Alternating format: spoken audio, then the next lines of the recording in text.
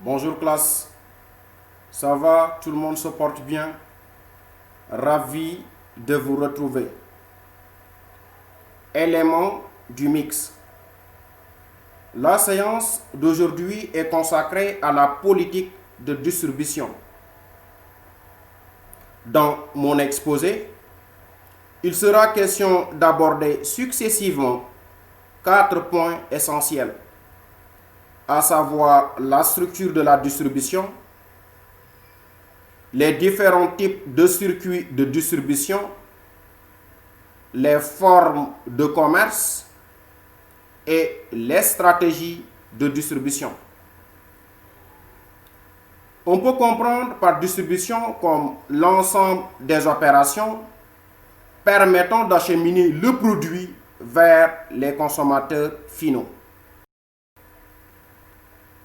Pour écouler ses biens, l'entreprise doit choisir un système de transfert fiable et adapté à ses objectifs marketing.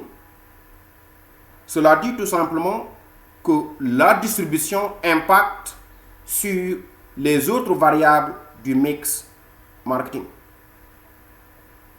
Elle combine deux composantes. Un canal de distribution constitué par l'itinéraire suivi par le produit pour aller du producteur au consommateur. Un circuit de distribution constitué par la totalité des canaux utilisés pour distribuer le produit. Structure de la distribution. On note la présence de deux intermédiaires. Un grossiste, c'est un intermédiaire indépendant qui achète en grande quantité chez le producteur pour le revendre aux détaillants. Sa mission consiste encore une fois à couvrir une zone géographique. Le détaillant, c'est un intermédiaire indépendant qui achète en petite quantité chez le grossiste pour le revendre au consommateur. Et dans le langage courant, on le désigne par le terme de petit commerce. Les circuits de distribution. En marketing, on a pu recenser 3 circuits de distribution.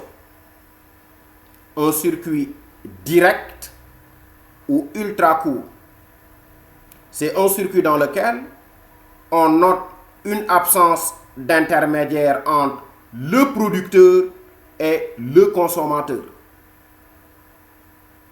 Un circuit court, c'est un circuit dans lequel on note la présence d'un intermédiaire entre le producteur et le consommateur. Un circuit long, c'est un circuit dans lequel on note la présence au minimum de deux intermédiaires entre le producteur et le consommateur. Les formes de commerce. On distingue 4 formes de commerce. Commerce indépendant, c'est une forme de commerce dans laquelle le distributeur assure de façon autonome son activité. Commerce associé, ce sont des distributeurs qui s'associent pour mieux négocier.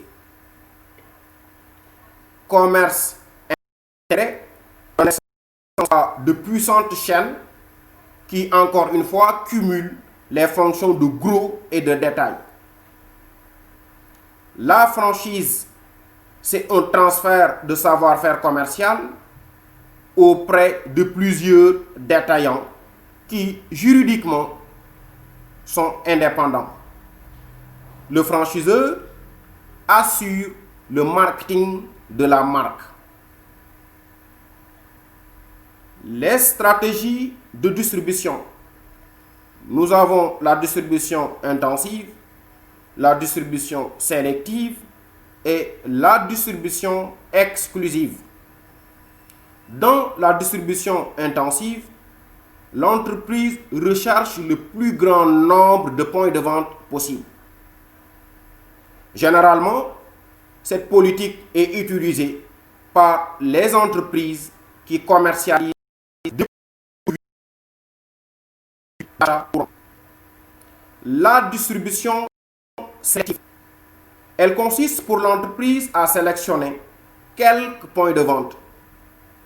Généralement, cette politique est utilisée par les entreprises qui commercialisent des produits de qualité ou des produits sensibles à la manipulation. La distribution exclusive, c'est la forme la plus extrême, encore une fois, de la distribution sélective. Elle consiste pour l'entreprise à sélectionner un seul distributeur. Et cette politique est généralement utilisée dans le cadre du marketing international. Voilà en somme ce qu'on peut retenir de la politique de distribution. Merci tout le monde. On se reprend, Inch'Allah, la semaine prochaine.